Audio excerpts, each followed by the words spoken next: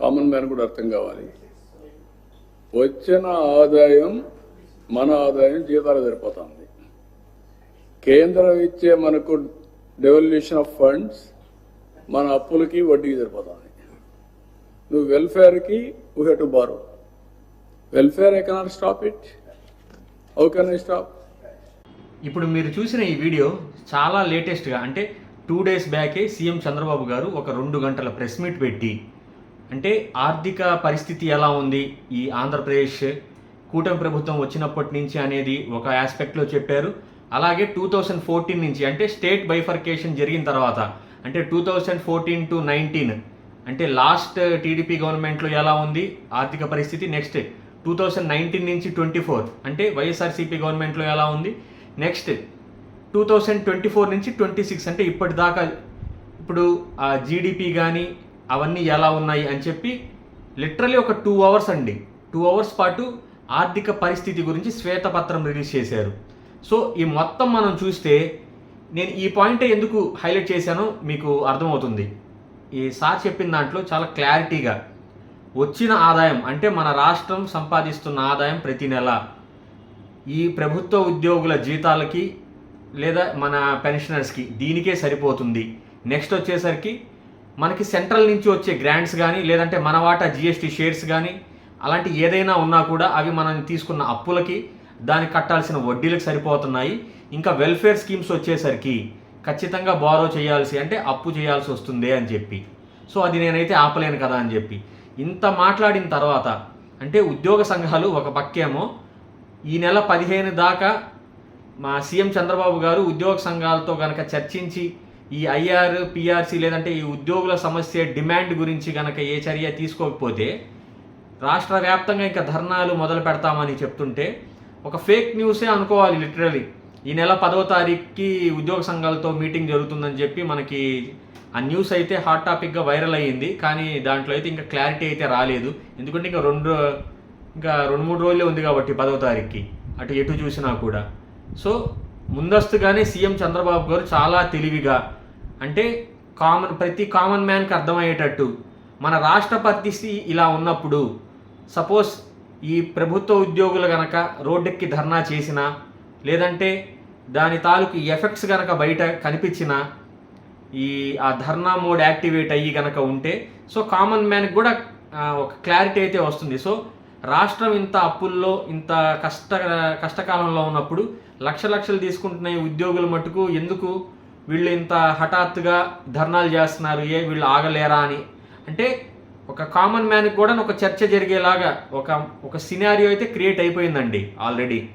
ఎందుకంటే గతంలో ఎప్పుడు చూసిన ఉద్యోగ సంఘాలు కనుక అటు మినిస్టర్స్ని కానీ ఏదైనా గవర్నమెంట్స్ని కానీ కలిస్తే ఫస్ట్ చెప్పే మాట, వచ్చిన ఆదాయం మొత్తం మన ఉద్యోగుల జీతాలకే సరిపోతుందని చెప్పి. సో ఇది ఉద్యోగుల జీతాలకి సరిపోతుందంటంలో ఎంతవరకు కరెక్ట్ ఉందనేది, సో అది బేరీజ్ వేసుకొని ఎంత నిజంగా అంత పర్సంటేజ్ ఆఫ్ మన రెవెన్యూ అంతే ఉంటుందా, అంటే లిటరల్లీ దాని మీనింగ్ ఏంటి, మన రెవెన్యూ తగ్గిపోయినట్టే కదా దాని మీనింగ్, అంతవరకే మనం, సో ఆర్థిక పరిస్థితి బాగాలేదన్నట్టే కదా. సో అలా అనుకున్నా కూడాను 2023 అంటే 3 ఏళ్ల క్రితం రావాల్సిన జనరల్గా, అంటే ఒక ఉద్యోగుల హక్కు అండి అది, ఏదో ఆషామాషిగా వాళ్ళు ఏదో కావాలన్నట్టు కోరుకున్నది అయితే కాదు. వాళ్ళకి రావాల్సిన న్యాయబద్ధంగా ప్రజల కోసం సేవ చేస్తూ తీసుకోవాల్సిన డబ్బులే 3 ఏళ్ల నుంచి పెండింగ్ పడుతూ 2 ఏళ్ల తర్వాత ఈ గవర్నమెంట్ వచ్చినా ఇప్పుడు వాయిస్ రేస్ చేసి అడుగుతున్నప్పుడు ఇలాంటి స్టేట్మెంట్స్ గనక పబ్లిక్లోకి వెళ్తే, సో ఖచ్చితంగా గవర్నమెంట్ ఎంప్లాయీస్ మీద నెగిటివ్ అయితే వస్తుంది. సో ప్రభుత్వం అసలు ఇప్పుడు నిజంగా చర్చలు జరిగినా కూడాను 5 DAలు అసలు ఇచ్చేలా పరిస్థితి ఉందా? నాకైతే లేదన్నట్టే అనిపిస్తుంది.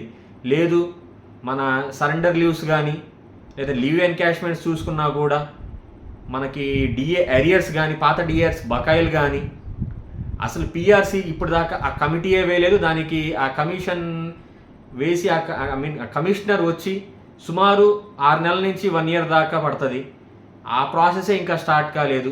లేదు దానికన్నా ముందు ఐఆర్ ఇస్తారని చాలా కలలు కన్నారు.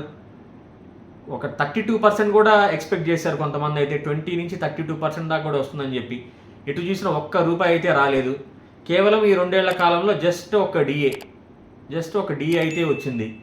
సో అంటే ఉద్యోగ సంఘాలకి ఒక క్లారిటీ ఇవ్వడానికే ఈ ఆర్థిక పరిస్థితి గురించి చంద్రబాబు గారు ఒక శ్వేతపత్రం రిలీజ్ చేశారంటే వాళ్ళకి ఒక చురకు తగిలించాలని అనుకుంటున్నాను నేనైతే. సో ఎప్పుడు ఆల్రెడీ 2 ఏళ్ల పాటు వెయిట్ చేస్తూ ఇలాంటి స్టేట్మెంట్స్ కనుక వినికే ఇంకా సగటు ఉద్యోగి తను ఏమని ఫీల్ అవుతున్నాడంటే కనీసం నన్ను ఒక ఓటర్గానో లేకపోతే ఈ రాష్ట్ర పౌరుడిగా చూసి అలా చూసుకున్నా కూడా సుమారు 11 లక్షల మంది ఎంప్లాయీస్ కానీ పెన్షనర్స్ కానీ ఉన్నారండి మన రాష్ట్రంలో. దాన్ని డిపెండ్ అయ్యే వాళ్ళు ఎంత లేదని చూసుకున్నా 50 లక్షల మంది ఉంటారు. సో 50 లక్షల మంది వెల్ఫేర్ కూడా ఖచ్చితంగా చూడాల్సిందే కదా. గవర్నెన్స్ అనేది కేవలం పైనుంచి కింద గ్రాస్ రూట్ లెవెల్లో జనాలకు వెళ్ళాలంటే దానికి బ్యారియర్స్ లైక్ ఈ బ్రిడ్జెస్ అండి. యాక్చువల్లీ బ్రిడ్జెస్లో ఎవరు ఉంటారు, ఎవరు వర్క్ చేస్తారు అంటే ఆ పాలసీస్ ఇంప్లిమెంటేషన్ కానీ సర్వీసెస్ అందాలంటే కానీ గవర్నమెంట్ ఎంప్లాయీసే. సో ఈ గవర్నమెంట్ ఎంప్లాయీస్ వెల్ఫేర్ కూడా ఆ రకంగానే చూడాలి కదా. సో నెక్స్ట్ అప్కమింగ్ డేస్లో అసలు ఈ ఐఆర్ పిఆర్సీ అనే కలగంటున్నారు కదా, అసలు ఇది సాధ్యం అవుతుందా? రియల్లీ ఇంత గొప్ప అసోసియేషన్స్గా చెప్పుకొని జాయింట్ స్టాఫ్ కౌన్సిలింగ్లో సభ్యులుగా ఉండి మేము ధర్నా చేసేస్తాం, మేము 15 రోజుల ముందస్తు నోటీస్ ఇచ్చి దాని తర్వాత మేమేంటో చూపిస్తామని చెప్పే ఈ నాయకులు ఈ స్టేట్మెంట్ విన్న తర్వాత సేమ్ మనం అనుకున్నట్టు 15 తర్వాత అంతే లెవెల్లో రాస్తా రోకోలు లేదంటే శాంతియుత ధర్నాలు అసలు పెన్ డౌన్ కార్యక్రమాలు ఇలాంటివి జరుగుతాయని ఏమైనా ఫీల్ అవుతున్నారు ఎవరైనా సగటు ఎంప్లాయీ? నాకు తెలిసినంత వరకు మన వీడియో కమెంట్స్లో నేను చూస్తున్న వరకు అయితే చాలా డిప్రెసివ్ మోడ్లో ఎవరైనా ఉన్నారంటే గవర్నమెంట్ ఎంప్లాయీస్ ఉన్నారండి లిటరల్లీ. ఎందుకంటే 3 ఏళ్ల క్రితం ఉన్న పరిస్థితులకి వాళ్ళు తీసుకుంటున్న శాలరీ ఇప్పుడు ఇంత ఇన్ఫ్లేషన్లో ఇన్ని వార్స్ తర్వాత ఇంత దేశాలు ప్రపంచమే అల్లకల్లోంగా అయి ఆ రేట్స్ అబ్నార్మల్గా మారిపోయిన తర్వాత ఇంకా వాళ్ళు 3 ఏళ్ల క్రితంలో ఉన్న ఆ శాలరీనే తీసుకుంటున్నప్పుడు సో వాళ్ళు అడుగుతున్న దాంట్లో తప్పే ఉంది అసలు? సో ఇన్ని అనుభవిస్తూ ఎంప్లాయీస్ చాలా క్రిటికల్ పొజిషన్లో ఉన్నప్పుడు వాళ్ళు అడగడంలో ఎంతైతే న్యాయం ఉంది? దీన్ని ప్రభుత్వం నిజంగా సానుకూలంగా తీసుకొని అంటే చర్చలు అయితే ఇప్పటికి 2 సార్లు జరిగినా కూడాను 2 సార్లు చర్చల్లో కూడా ఒకటే మాట చెప్పారు, ఇవన్నీ మేము ఫైల్ చేసి నాన్ ఫైనాన్షియల్ ఫైల్ చేసి మేము సీఎం గారి దృష్టికి తీసుకెళ్తామని చెప్పి. ఇప్పుడు సీఎం గారి దగ్గర కూడాను ఇప్పుడు ఒక జాయింట్ స్టాఫ్ కౌన్సిల్ మీటింగ్ జరిగిన తర్వాత మహా అయితే ఒక డిఏ లేదంటే ఒక 2 డిఏలు అది కూడా అప్కమింగ్ డేస్లో ఇచ్చే పరిస్థితే ఉందే తప్ప ఒకవేళ ప్రకటిస్తే ప్రెసెంట్ ఆ సినారియో అయితే అంటే వీళ్ళు కోరుకుంటున్న ఇన్స్టెంట్ ఐఆర్ లేదంటే రావాల్సిన ఈ సుమారు 40,000 కోట్ల బకాయిలు ఇవన్నీ త్వరగా వచ్చేస్తాయని ఎవ్వరూ అనుకోవటం లేదండి. చాలా అంటే మొన్న సీఎం గారి స్టేట్మెంట్ తర్వాత చాలా డిప్రెసివ్ మోడ్లో చాలామంది ఉన్నారు గవర్నమెంట్ ఎంప్లాయీస్. ఇంకోటి ఇంకాను ఈ క్యాబినెట్ చాలా డిసిషన్స్ గవర్నమెంట్ రిలేటెడ్ అసలు ఫైనలైజ్ చేయలేదు.